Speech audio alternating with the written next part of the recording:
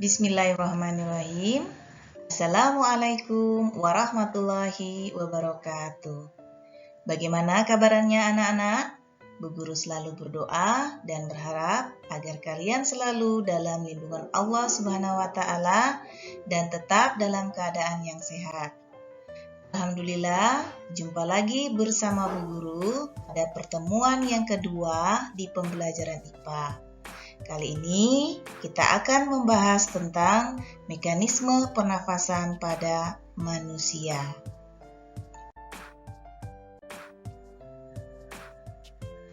Indikator pencapaian kompetensi untuk pertemuan kedua ini: 1.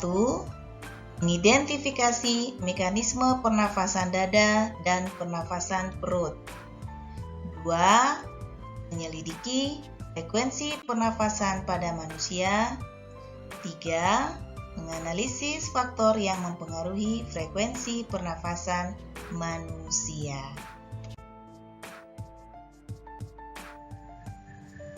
Baik anak-anak, langsung saja kita simak penjelasan berikut ini. Pada saat bernafas, berlangsung dua fase atau mekanisme, yaitu menghirup udara atau inspirasi dan menghembuskan udara atau ekspirasi yang melibatkan pertukaran udara antara atmosfer atau lingkungan dengan paru-paru. Pada saat melakukan mekanisme pernafasan, terjadi kerjasama antara otot dada, tulang rusuk, otot perut, dan juga diafragma.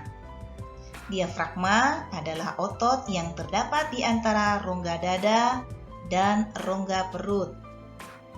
Satu kali pernafasan terdiri atas satu kali inspirasi dan satu kali ekspirasi.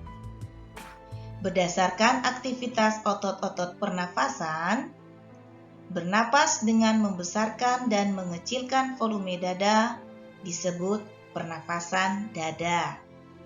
Begitu juga jika kita membesarkan dan mengecilkan volume rongga perut disebut pernafasan perut. Untuk lebih memahami pernafasan dada dan pernafasan perut, kita simak penjelasan berikut ini. Pernafasan dada. Pernafasan dada adalah pernafasan yang melibatkan otot antar tulang rusuk. Mekanismenya dapat dibedakan sebagai berikut. Inspirasi. Fase ini berupa kontraksinya otot antar tulang rusuk sehingga dada terangkat dan rongga dada membesar.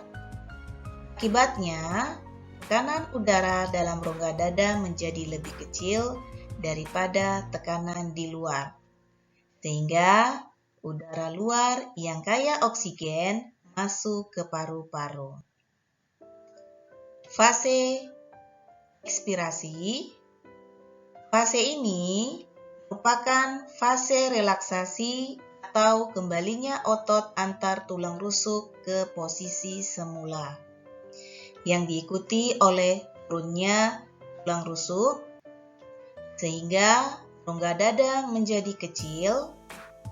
Akibatnya, tekanan udara di dalam rongga dada menjadi lebih besar daripada tekanan luar, sehingga udara yang kaya akan karbon dioksida keluar dari paru-paru.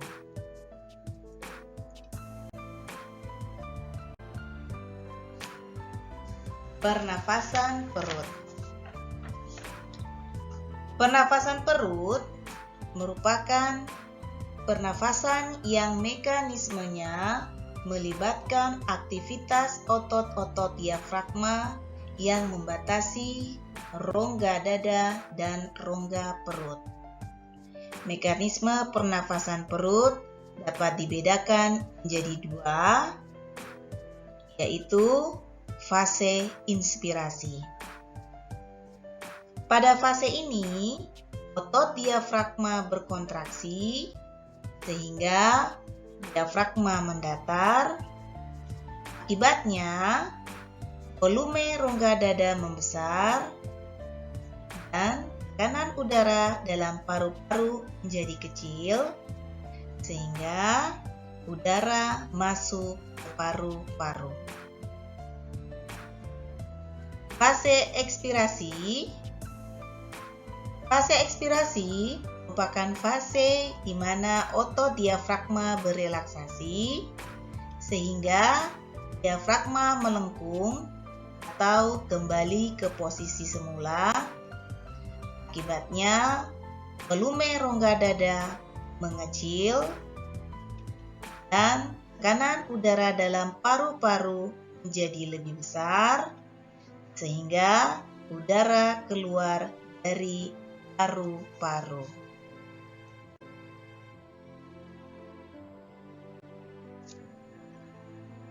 Tiga, frekuensi pernafasan. Beberapa faktor yang mempengaruhi frekuensi pernafasan. 1. Umur. Pada umumnya, semakin bertambah umur seseorang, maka semakin rendah frekuensi pernafasannya. Hal ini berhubungan erat dengan makin berkurangnya proporsi kebutuhan energi. 2. Jenis kelamin. Pada umumnya, laki-laki lebih banyak bergerak sehingga lebih banyak memerlukan energi. Kebutuhan oksigen dan produksi CO2 pada laki-laki juga lebih tinggi. Hal ini menunjukkan bahwa proses metabolisme pada laki-laki jauh lebih tinggi daripada perempuan. 3. Suhu tubuh.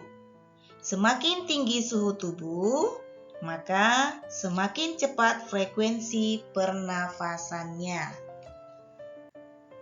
Hal ini terjadi karena adanya peningkatan proses metabolisme di dalam tubuh, sehingga diperlukan peningkatan pemasukan oksigen dan pengeluaran CO2. 4. Posisi tubuh. Posisi tubuh sangat berpengaruh terhadap frekuensi pernapasan. Hal ini berkaitan dengan beban yang harus ditanggung oleh organ tubuh. Pada saat posisi tubuh berdiri, otot-otot kaki akan berkontraksi untuk menghasilkan tenaga yang dibutuhkan tubuh untuk tetap tegak berdiri. Sedangkan pada saat posisi tubuh duduk atau berbaring, berat badan tubuh disangga oleh sebagian besar tubuh sehingga tubuh tidak membutuhkan banyak energi. Dengan demikian, frekuensi pernafasannya rendah. 5. Kegiatan atau aktivitas tubuh. Orang yang melakukan aktivitas memerlukan lebih banyak energi dibandingkan dengan orang yang tidak melakukan aktivitas, seperti duduk santai atau tiduran.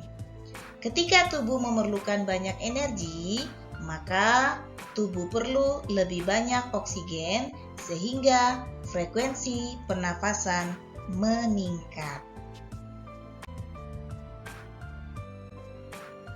4. Volume pernafasan. Beberapa macam volume udara yang digunakan dalam proses pernafasan. 1.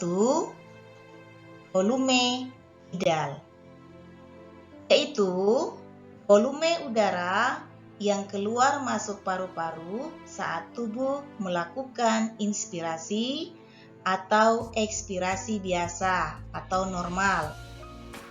Volumenya sekitar 500 ml.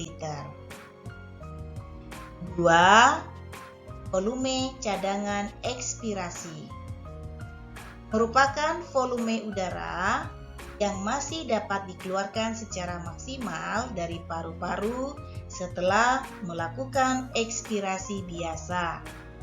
Volume cadangan ekspirasi sekitar 1.500 ml. 3. Volume cadangan inspirasi, yaitu volume udara yang masih dapat dimasukkan ke dalam paru-paru setelah melakukan inspirasi secara biasa. Volume cadangan inspirasi sekitar 1.500 ml.